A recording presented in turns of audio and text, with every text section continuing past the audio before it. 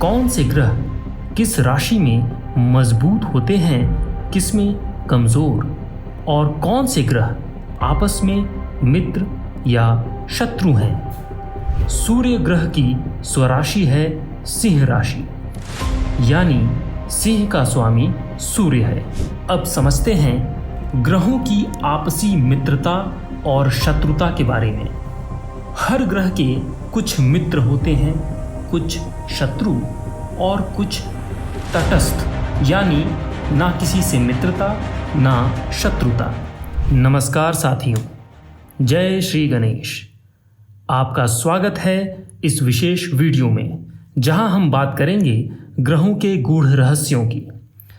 कौन से ग्रह किस राशि में मजबूत होते हैं, किस में कमजोर, और कौन से ग्रह आपस में मित्र या शत्रु हैं। हर ग्रह के पास कुछ राशियां होती हैं, जिन्हें हम उसकी अपनी राशि या स्वराशि कहते हैं। जैसे किसी का अपना घर होता है जहां वो सबसे सहज महसूस करता है, ठीक उसी तरह सूर्य ग्रह की स्वराशि है सिंह राशि, यानी सिंह का स्वामी सूर्य है। चंद्रमा स्वामी है कर्क राशि की। मंगल स्वामी है मेष और वृश्चिक राशियों का। बुध स्वामी है मिथुन और कन्या राशियों का। गुरु यानी कि बृहस्पति स्वामी है धनु और मीन राशियों का। शुक्र स्वामी है वृषभ तथा तुला राशियों का। शनि स्वामी है मकर और कुंभ राशियों का। अब बात करते हैं उच्च और नीच राशियों के बारे में। कुछ राशियां ऐसी होती हैं जहां ग्रह अपनी पूरी शक्ति से फल देता है। ऐसी राशि को कहते हैं उच्च राशि। और कुछ राशियों में वो ग्रह कमजोर पड़ जाता है, इसे कहते हैं नीच राशि। उदाहरण के तौर पर सूर्य ग्रह मेष राशि में उच्च का होता है और वहीं तुला में नीच का हो जाता है। चंद्र वृष में उच्च का, वृश्चिक में नीच का हो जाता है। मंगल मकर में उच्च, कर्क में नीच हो जाता है। बुध कन्या में उच्च, मीन में नीच हो जाता है। गुरु कर्क में उच्च, मकर में नीच हो जाता है। शुक्र मीन में उच्च, कन्या में नीच हो जाता है। शनि तुला में उच्च, मेष में नीच का हो जाता है। यहाँ ध्यान देने योग्य बात यह है कि उच्च और नीच राशियां एक दूसरे के ठीक विपरीत स्थित होती हैं। यानी कि यदि हम किसी की कुंडली में देखें तो लग्न में यदि मेष राशि उच्च की है तो ठीक उसके विपरीत तुला राशि नीच की होगी। दूसरे अर्थों में यदि सूर्य लग्न में मेष राशि पर स्थित हो तो उच्च का होगा, यानी अपनी पूरी शक्ति से फल देगा। और यदि सप्तम भाव में तुला राशि पर यदि सूर्य स्थित होगा तो नीच का होगा और उसकी शक्ति क्षीण हो जाएगी। अब समझते हैं ग्रहों की आपसी मित्रता और शत्रुता के बारे में। हर ग्रह के कुछ मित्र होते हैं, कुछ शत्रु और कुछ तटस्थ, यानी ना किसी से मित्रता ना शत्रुता। उदाहरण के लिए सूर्य ग्रह के मित्र ग्रह हैं चंद्रमा, मंगल और गुरु। वहीं सूर्य के शत्रु हैं शुक्र और शनि। वहीं सूर्य से तटस्थ रहते हैं बुध। चंद्रमा की यदि हम बात करें तो चंद्रमा के मित्र ग्रह हैं सूर्य और बुध। चंद्रमा की किसी से शत्रुता नहीं रहती। वहीं चंद्रमा से तटस्थ रहते हैं मंगल, गुरु, शुक्र और शनि।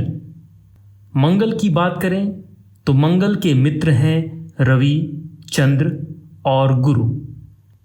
मंगल के शत्रु हैं बुध। मंगल से तटस्थ रहते हैं शुक्र और शनि। बुध की यदि बात करें तो बुध के मित्र ग्रह हैं सूर्य और शुक्र। वहीं बुध की शत्रुता रहती है चंद्रमा से। बुध से तटस्थ रहते हैं मंगल, गुरु और शनि। बृहस्पति यानी कि गुरु के मित्र हैं सूर्य, चंद्र और मंगल। बृहस्पति की शत्रुता है बुध और शुक्र से। वहीं बृहस्पति से तटस्थ रहते हैं शनि। शुक्र ग्रह की बात करें तो शुक्र के मित्र हैं बुध और शनि। शुक्र के शत्रु हैं सूर्य और चंद्र। शुक्र से तटस्थ हैं मंगल और गुरु। शनि ग्रह की बात करें तो शनि ग्रह के मित्र हैं बुध और शुक्र। शनि ग्रह के शत्रु ग्रह हैं सूर्य, चंद्र और मंगल। शनि के तटस्थ ग्रह है गुरु। अब बात करते हैं छाया ग्रहों की, यानी राहु और केतु की। इनकी कोई अस्थाई अपनी राशि नहीं होती, लेकिन कुछ ज्योतिषाचार्यों के अनुसार राहु मिथुन राशि में उच्च का होता है और धनु राशि में नीच का हो जाता है। वहीं केतु धनु में उच्च का होता है और मिथुन में नीच का। लेकिन ध्यान रखने वाली बात यह है कि राहु और केतु की स्थिति पर अलग अलग मत भी मौजूद हैं। महर्षि पराशर का मत है कि राहु और केतु का असर इस बात पर निर्भर करता है कि वे किस ग्रह के साथ बैठे हैं और कुंडली में किस भाव में स्थित हैं। तो इन दोनों को समझना थोड़ा गहरा विषय है, जिस पर हम आगे किसी दूसरे वीडियो में अलग से बात करेंगे। अब ज़रा सोचिए, जब आप किसी कुंडली को देखें तो इन बातों का ध्यान रखें। ग्रह किस राशि में है? क्या वह अपनी ही राशि में है? वह ग्रह जिस राशि में है, क्या वह उच्च का है या नीच का? ग्रह कुंडली में किस भाव में स्थित है? ग्रह जिस भाव में स्थित है, वह राशि किस ग्रह की है? क्या वह मित्र है या शत्रु? इन सभी बातों को जोड़कर आप किसी ग्रह के अच्छे या बुरे प्रभाव का आकलन कर सकते हैं। अगर आपको यह जानकारी पसंद आई हो तो इस वीडियो को लाइक करें और ज्योतिष शास्त्र के इस रोचक सफ़र में हमारे साथ बने रहने के लिए चैनल को सब्सक्राइब ज़रूर करें। आपका जीवन मंगलमय हो। जय श्री राम।